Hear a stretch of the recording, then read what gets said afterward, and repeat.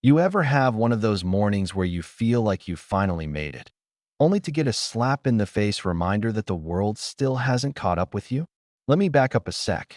It was just after sunrise, Manhattan glowing outside my window, and I was straightening my tie in the mirror of my penthouse, thinking, maybe a little smugly, that I'd earned every inch of that view. 45, CEO, self-made, about to close a deal to buy an airline. That was my life. I had a first-class ticket to Chicago, literally and figuratively, and not a single thing was supposed to get in my way that day. Yeah, right. So here I am, Tyrone Jackson, standing at the Sky Nation Airlines counter, suit sharp enough to cut glass, ready to board my own soon-to-be airline.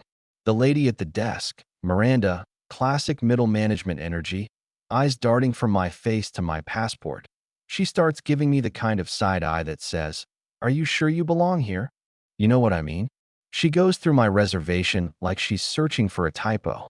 Next thing, her supervisor Gregory rolls over, tablet in hand, and suddenly my perfectly legit first-class ticket is irregular. I get asked for more ID, then another card. Then, wouldn't you know it, my seat is overbooked. I watch them wave a white couple and some guy with a cheap suit right through, no drama. Me? I get moved to economy. All that money, all that power, and still, I'm supposed to swallow my pride and just say thank you. Now, I've learned in business, hell, in life as a black man in America, sometimes you let people show you who they are and keep your cards close. So I just say, fine, economy's great. Even as I feel the humiliation burning under my skin, I walk away, phones pointed in my direction, and somewhere in the back of my head, I'm already plotting. Because I don't do outrage, I do outcomes. That economy seat? Tight as hell, middle row, old lady on one side, an Asian dude in a wrinkled suit on the other. I sit down, force a smile, and just try to breathe. Then Shauna, a flight attendant with a real smile, black, early 30s, leans in and quietly says, "I saw what happened at the gate. I'm sorry. Happens all the time." That lands like a punch and a hug at once. Then the guy next to me, James Chun, leans over, flashes a lawyer's card, and whispers, "Textbook discrimination." I'm building a case against these guys. Let me know if you want to talk. Turns out, I'm not just being profiled. I'm the tip of the iceberg. But here's where it gets wild. My phone buzzes mid-flight. Board wants to finalize the deal today. Good. Because I'm sitting there, uncomfortable but deadly calm, realizing these folks have no idea they just kicked out their soon-to-be owner. I connect to the Wi-Fi, pull up the acquisition paperwork, and start digging into Sky Nation's records. The pattern's obvious. Black and brown passengers flagged, moved, humiliated. Same for some of the staff. My mind's racing. I'm about to buy an airline with a culture problem as old as air travel itself. Midway through, the Twitter notifications start blowing up. Someone caught my check-in drama on video. It's going viral. Hashtag first class while black. Sky Nation's PR team puts out a statement. "We have zero tolerance for discrimination." Sure, buddy. The CEO goes on TV, says it's all a misunderstanding.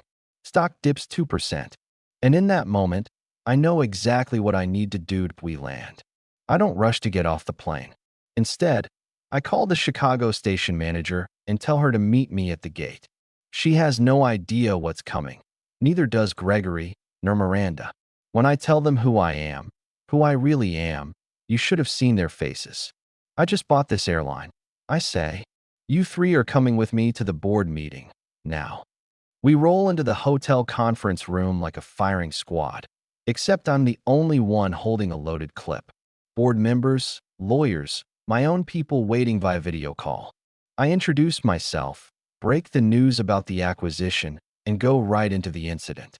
I lay out complaint data, internal messages, stats. No one can deny what's been happening. I make it clear, this isn't just about me. This is about a broken system. And it stops today. Some of the board squirm, some try to downplay. It's just a few bad apples. I cut them off. You don't get to call it a misunderstanding when you've built it into your company's DNA. I call for the immediate termination of everyone involved in discriminatory practices, from executives to the staff at the counter. New anti-bias training, a diversity officer, an independent oversight committee. No exceptions that there's pushback. Of course there is. Lawsuits, threats. Some people try to sabotage the news systems, spread rumors, even organize protests. Fox News calls it reverse discrimination. The hashtag boycott woke airlines trends. But I don't back down. For every critic, there are two people, customers, staff, even competitors, who get it, who want change. I make every policy public. Radical transparency. You don't want to change? There's the door. The press conference is electric. I stand in front of a Sky Nation jet, tell the world what happened, what's changing, and why.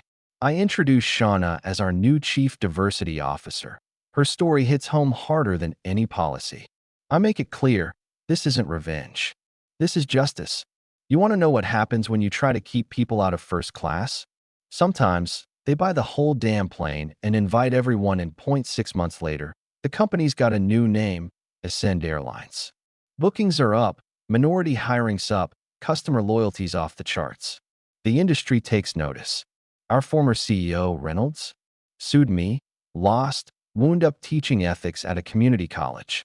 Miranda, Gregory, all those folks, they're gone. Replaced by people who get the mission. Shauna runs a team that sets the standard for the entire industry. The biggest airlines quietly update their own policies. They don't want to be next. And me? I fly first class whenever I want. But the best part is, so does everyone else who earns it. No more, you don't belong here for anybody. Every now and then, I'll see a young entrepreneur and coach, head down, trying to make it. I upgrade their seat, give them my card, and tell them, make sure you use this, because now, the only thing that matters at Ascend is excellence. That's how you build legacy. So tell me, what would you have done if you were me? Do you think real change is possible, or does the system always win? Drop your thoughts in the comments. Like, subscribe, share this story if you believe justice matters. Because at the end of the day, first class isn't just a seat. It's how you treat people when nobody's watching. And that's something worth fighting for.